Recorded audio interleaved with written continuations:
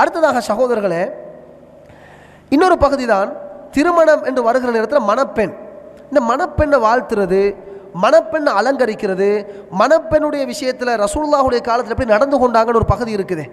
இப்போ உதாரணமாக கல்யாணம் முடிக்கிற பொம்பளை, அவன் அப்போ தான் புது பொன்மாய் நம்ம என்ன செய்வோம், ஷோடிக்கிறோம், அந்த பெண்ணை அலங்கரிக்கிறோம். அப்போ இஸ்லாத்தில் பெண்ணை அலங்கரிப்பதை பொறுத்த வரைக்கும் சகோதரர்களே, அதில் பல பகுதிகள் இருக்குது. என்ன பகுதி என்றால், பெண்கள் மாத்திரம்தான் அந்த ஃபங்க்ஷனுக்கு வருவாங்க. அந்த பெண்ணை, மணப்பெண்ணை அலங்கரிக்க வைத்திருக்கக்கூடிய அந்த இடத்துல, அந்த ஹாலில், அந்த ரூமிலே பெண்கள் மாத்திரம்தான் வருவார்கள் என்பதை ஃபஸ்ட்டு கன்ஃபார்ம் பண்ணிக்கிறோம். என்ன சில ஆட்கள் கேட்பாங்க, மௌலவி பொம்பளைகளை அந்த கல்யாணத்துக்கு ஸ்பெஷலாக உடுப்பாட்டலாமா, அந்த மணப்பெண்ணை உடுப்பாட்டலாமான்னு கேட்பாங்க. முதலாவது கண்டிஷன் என்னென்னு கேட்டால், நீங்கள் அந்த மணப்பெண்ணுக்கு ஆடைகளை செலக்ட் பண்ணுற நேரத்தில் ரசூலுல்லாஹ் யாருக்கு மாற்றம் செய்ய சொன்னார்கள்? யூத கிறிஸ்தவர்களுக்கு மாற்றம் செய்ய சொன்னார்கள். ஹாலிஃபுல் யஹூத வன் நசாரா, யஹூதி நசாராக்களுக்கு மாற்றம் செய்ய சொன்னார்கள். எனவே அந்த யூத கிறிஸ்தவர்களுடைய கலாச்சாரத்துக்கு ஒப்பிட்டு வைத்து விடாமல், அதற்கு தோதுவாக எங்களுடைய ஆடை கலாச்சாரங்களை வைத்துக் கொள்ளாமல், மார்க்கத்துக்கு முரணில்லாத அடிப்படையில் என்ன செய்யலாம், அந்த மணப்பெண்ணை எங்களுக்கு அலங்கரிக்கலாம். இதுக்கு இஸ்லாத்தில் அனுமதி இருக்குது. ஆனால் என்ன கண்டிஷன், அலங்கரித்து பப்ளிக்கில் ஆண்களுக்கும் வரலாம், பெண்களுக்கும் வரலாம், மஹரம் இல்லாதவர்களுக்கும் வரலாம். இப்படி ஃபங்க்ஷன் பப்ளிக்கில் வைக்கிறோம், ஒரு மேடையை செஞ்சு அதை பப்ளிக்கில் அந்த பொண்ணை உடுப்பாட்டி வைக்கிறோம். ஆம்பளைகளும் பார்ப்பாங்க, ஆடவர்கள் எல்லாரும் பார்த்துட்டு போவாங்க. இது இஸ்லாத்துக்கு சம்பந்தமே கிடையாது. எனவே அந்த மணப்பெண்ணை அலங்கரிப்பதற்கு நாங்கள் ஐடியா பண்ணுறோம்டா, மார்க்கத்துக்கு முரணில்லாத அடிப்படையில் பெண்கள் மாத்திரம் வந்து போகக்கூடிய ஒரு இடத்துல, ஒரு ஹோல்லையோ ஒரு அறையிலையோ அந்த பெண்ணை எங்களுக்கு என்ன செய்யலாம், அலங்கரிக்கலாம். அப்போ அலங்கரிக்கிறதுக்கு வரையறை ஒன்று இருக்குது. என்ன வரையறை இருக்குது? முதலாவது யஹூதி நசாராக்களுக்கு ஒப்புதல் ரீதியாக சம்பந்தப்பட்டு விடாமல் அவர்களுக்கு மாற்றம் செய்யும் முகமாகத்தான் அந்த அலங்கரிப்புகள் நடக்கணும். அதில் அவங்களோட ஒத்து போய் போகிற அளவுக்கு அந்த அலங்கரிப்புகள் இருக்கக்கூடாது, முதலாவது விஷயம். அடுத்ததாக கனத்ஃபில் ஹவாஜிப், இப்போ ரசூலுல்லாஹ் ஏற்கனவே தடை செய்த சில அம்சங்கள் இருக்குது. லஅனல்லாஹு நாமிசாத் வல் முத்தனம்மிசாத், ரசூலுல்லாஹ் சொன்னாங்க புருவங்களை வலிக்கக்கூடிய பெண்கள் வலித்து விடுமாறு. ரெண்டு பேர் சம்மந்தப்படுவாங்க. ஒரு பெண் போய் இன்னொருத்தர் சொல்லுவாங்க, என்ன புருவத்தை வலிங்கன்றுவாங்க. புருவத்தை வலிக்குமாறு கேட்குற பெண்ணுக்கும் அல்லாஹுடைய சாபம் இருக்குது. அந்த யார் அந்த புருவத்தை வலிச்சு விடுறாங்களோ அந்த வலிச்சுடுற பெண்ணுக்கும் அல்லாஹுடைய சாபம் இருக்குது. அப்போ இது ஏற்கனவே ஹதீஸ். இப்போ நாங்கள் பெண்ணை அலங்கரிக்கிறோம் என்ற பெயரில், இவ புது பெண்ணாக இருக்கிறா, இவ கொஞ்சம் ஃபேஷியல் ஒன்று பண்ணணும். அப்போ முதலாவது என்ன செய்யுது, இந்த கண் புருவத்தை எல்லாம் ஒரு டிசைனுக்கு என்ன செய்வாங்க, அதை வலிப்பாங்க. ஒரு நூலால் என்ன செய்வாங்க, அதை வலிப்பாங்க.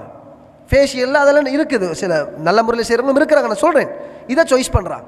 அதே மாதிரி பல்லுகளுக்கு இடையில் இடை போடுவார்கள். ரசூலுல்லாஹ் அதையும் என்ன செஞ்சாங்க, தடை செய்திருக்கிறார். லஅனல்லாஹு நாமிசாத் வல் முத்தனம்மிசாத் வல் முத்தஃபல்லிஜாத், அழகுக்காக வேண்டி பற்களுக்கு இடையில் இடை போடக்கூடிய பெண்களுக்கு அல்லாஹுடைய சாபம் இருக்கிறதுன்னு சொன்னார்கள். அப்போ இதையும் நம்ம தவிர்த்து கொள்ளணும். அடுத்ததாக சகோதரர்களே, இதெல்லாம் இன்றைக்கு மணப்பெண்ணை அலங்கரிக்கிற பெயரில், ஃபேஷியல் என்ற பெயரில் இப்போ ஒரு மேக்கப் பண்ணுறது, லிப்ஸ்டிக் பூசுறதுல உலமாக்கள் என்ன சொல்கிறாங்கன்னா, பெண்கள் மாத்திரம் இருக்கக்கூடிய இடமாக இருந்தால் அது கூடும். ஆனால் நீங்கள் மேக்கப்புக்கு யூஸ் பண்ணக்கூடிய அந்த ஐட்டங்கள் இருக்குது இல்லையா, நீங்கள் சாய்ஸ் பண்ணுற மேக்கப், சாய்ஸ் பண்ணுற பவுடர், சாய்ஸ் பண்ணுற க்ரீம், இது உடம்புக்கு எந்த விதத்திலையும் ஆபத்துகளை கொண்டு விடக்கூடாது, தரர் வராமல் இருக்கணும். எனவே நாங்கள் பார்க்கணும், நாங்கள் சாய்ஸ் பண்ணுற பிராண்ட் என்ன, இதை பூசினா அந்த பெண்ணுடைய முகத்துக்கு ஏதாவது பாதிப்புகள் ஏற்படுமா, நோய்கள் வருவதற்கு சான்சஸ் இருக்குதா, தோல் நோய்களை கொண்டு வருமா. ஏன்னா இன்றைக்கி பேரூர் இல்லாத சில ஐட்டங்கள்லாம் பஜாரில் இருக்குது. அப்போ இதில் நம்ம உறுதியாக இருக்கணும். நான் அலங்காரத்துக்காக ஃபேஷியலுக்காக வேண்டி பாவிக்கக்கூடியதில் எந்த ஒரு தரரும் கிடையாது, அது நல்ல ஐட்டம் தான் இருக்குது, நல்ல ஹை குவாலிட்டி ஐட்டத்தால் தான் ஃபேஷியல் பண்ண போகிறேன். இதில் நம்ம என்ன செய்யணும், ஃபெஸ்ட்டுக்கு உறுதியாக இருக்கணும். எனவே சகோதரர்களே, மார்க்கத்துக்கு முரணான காரியங்கள் இதில் வந்துடக்கூடாது. இன்னொரு ஹதீஸில் ரசூலுல்லாஹ் சொல்கிறாங்க, வரஊசுஹுன்ன கஅஸ்னிமத்தில் புக்தில் மாயிலா, சுவர்க்கத்துடைய வாதையை கூட நுகராத பெண்களுடைய பண்பை பற்றி சொல்கிற நேரத்தில் அவர்கள் உச்சந்தலையிலே முடிகட்டுவார்களாம். எது போன்று உச்சந்தலையில் முடிகட்டுவார்கள் என்றால், இந்த ஒட்டகத்துடைய திமிழ்ச்சதை இருக்குது, ஒட்டகத்தை எல்லாரும் நீங்கள் பார்த்துருப்பீங்க, ஒட்டகத்துடைய திமிழ்ச்சதை இப்படி கொம்பு மாதிரி இப்படி முன்னாடி ஒரு முண்டை மாதிரி இருக்கும். இது போன்று உச்சந்தலையில் முடிகட்டுவதை ரசூலுல்லாஹ் வானாண்டாங்க, தடை செய்திருக்கிறார். எனவே எங்கட மணப்பெண்கள் அலங்கரிக்கிற என்ற பெயரில் நாங்கள் முடிகள் எல்லாத்தையும் சுருட்டி உச்சந்தலையில் இப்படி வச்சு கட்டுறதும் மார்க்கத்துக்கு முரணானது. அப்போ நாங்கள் பார்க்கணும், ஒரு மணப்பெண்ணை அலங்கரிக்கிற நேரத்தில் வந்து அலங்கரிப்பு இஸ்லாத்தில் அனுமதி இருக்குது. என்ன கண்டிஷன்? முதலாவது, மஹரம் இல்லாத ஆண்கள் அந்த இடத்துக்கு வரக்கூடாது. இது முதலாவது கண்டிஷன். ரெண்டாவது என்ன, ரசூலுல்லாஹ் ஏனைய ஹதீஸ்களை தடை செய்த எந்த ஒன்றும் அதில் சம்மந்தப்பட்டு விடக்கூடாது. பூர்வத்தை வலிக்கிறதோ, பட்கடுக்கலையில் இடை போடுறதோ, அதே மாதிரி வந்து உச்சந்தலையில் முடி கட்டுறதோ, பொய் முடிகளை கொண்டு வந்து சேர்க்கிறதோ, இவைகள் எல்லாத்தையும் நம்ம தவிர்க்கணும். இது ஃபெஸ்ட், அதெல்லாம் நம்ம பார்க்கணும்.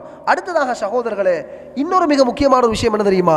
மணப்பெண்ணை அலங்கரிக்கிறேன் வர நேரத்தில் வந்து அங்கே சில நேரம் பெற்றோர்களுக்கு கூட கண்ட்ரோல் பண்ணல நிலைமை வருது. பேரண்ட்ஸுக்கு கூட கண்ட்ரோல் பண்ணலாம். அவங்க நண்பிகள் எல்லாம் ஒன்று சேர்ந்துக்கிடுவாங்க, அவங்க ஃப்ரெண்ட்ஸ் மாதிரிலாம் ஒன்று சேர்ந்து கூட அவங்க ஒவ்வொருத்தரும் ஒவ்வொரு டிசைனை போட்டு அலங்கரிச்சுக்கணும் போவாங்க. அவங்களோட மார்க்கம் இருக்கிறவங்க இருப்பாங்க, மார்க்கப்படி பார்க்காதவங்க இருப்பாங்க. ஒரு நாளைக்கு தானே நடக்குது, ஒரு நாளைக்கு தானே இந்த மணப்பெண்ணை நாங்கள் அலங்கரிக்க போகிறோம் என்ற போர்வையில் இஸ்லாத்துக்கு முரணான மெத்தடுகள் எல்லாத்தையும் அவர்கள் யூஸ் பண்ணுவார்களாக இருந்தால் அது தவிர்க்கப்படணும். எனவே அன்பார்ந்த சகோதரர்களே, பெரியோர்களே, இஸ்லாமிய திருமணம் என்று வருகிற நேரத்தில் இஸ்லாம் பெண்களை அடக்கவில்லை, இஸ்லாம் பெண்களை ஒடுக்கவில்லை, அவங்களோட சுதந்திரத்தை பறிக்கவில்லை. அவங்களுக்கு தாராளமாக அனுமதி கொடுத்திருக்கிறது. மார்க்கம் ஒரு பவுண்டரி, ஒரு வரையறையை வச்சிருக்கு. அந்த வரையறைக்குள்ள நின்று அவங்க வேலை செய்கிறது தான் அது அந்த பெண்களுக்குரிய கண்ணியமும் பெண்களுக்குரிய சுதந்திரமும் என்பதை நாங்கள் புரிந்து கொள்ள வேண்டும்.